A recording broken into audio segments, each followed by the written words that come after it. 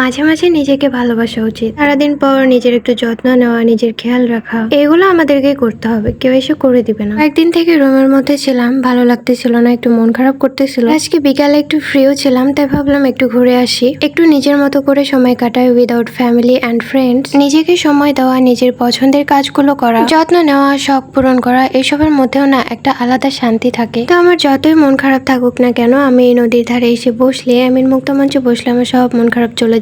আসলে কারণটা আমার জানা নাই, তবে নদীর ধারে বসার পর সুন্দর একটা ঠান্ডা বাতাস মনকে এমনিতেই প্রশান্ত করে দেয়। এখানে এসে বসার পর বিভিন্ন ধরনের মানুষ দেখতেছিলাম, চারিদিকে কত ভিড়। সব মানুষই তাদের কর্মজীবন নিয়ে অনেক ব্যস্ত। তারপরে এই ব্যস্ততার মাঝখানে তারা ফ্যামিলি নিয়ে, কেউ ফ্রেন্ডসদেরকে নিয়ে বের হয়েছে। তো এগুলো দেখলে সত্যিই খুব ভালো লাগে। আর আজকে ভীষণ গরম পড়েছিল, তার মধ্যে আমি ঘুরতে বের হয়েছি। আর এই যে দেখো, সন্ধ্যার পর মুক্তমঞ্চটা ঠিক কতটা সুন্দর লাগে। তোমাদেরও যদি মন খারাপ হয়, তোমরাও আসতে পারো মুক্তমঞ্চে। আর তোমরা দেখতেই পাইতেছো যে নদীর পানি এত পরিমাণ বেড়েছে। আর সবকিছুর মধ্যেই আমার যে জিনিসটা লাগবে সেটা হচ্ছে কোক। আর এই গরমের মধ্যে কিন্তু ঠান্ডা ঠান্ডা কোক খাইতে অনেক বেশি ভালো লাগে। আমি জানি না কেন, তবে কোকটা আমার অনেক বেশি পছন্দের। তো আমার মতো তোমরা কারা কারা কোক পছন্দ করো অবশ্যই জানাবা। তো তারপর আমি অন্ধকারের মধ্যে একটা ভিডিও ক্লিপ নেওয়ার চেষ্টা করতেছিলাম, বাট দেখলাম যে আমার অন্ধকার চেহারা আলোকিত ক্যামেরায় দেখা যাচ্ছে না। তো যাই হোক, তারপর আমি নিয়ে নিলাম এই ঝালমুড়ি। আর তোমরা ভালোভাবে জানো মুক্তমঞ্চের ঝালমুড়িটা কিন্তু অনেক বিখ্যাত। আর এখানে একটা বাচ্চাকে দেখে তো আমি হাসি থামাইতেই পারতেছিলাম না, যে ও একদম শুয়ে ছিল লাফালাফি বাদ দিয়ে। তো এখানে আসার পর ছোট বাচ্চাদের কাহিনী দেখলেও কিন্তু অনেক মন ভালো হয়ে যায়। আর আমি যতবারই নোংর পার্কে যাই, ততবারই আমার ছোট বাচ্চাদের সাথে ফ্রেন্ডশিপ হয়। তো এদিকে সন্ধ্যা 7টা বেজে যাচ্ছে, তাই আমি বাসার উদ্দেশ্যে রওনা দিলাম। আর বাইরে যাওয়ার পর কিন্তু আমার মনটা অনেকটাই ভালো হয়ে গেছে। যাই হোক, ভালো থাকো সবাই, আল্লাহ হাফেজ।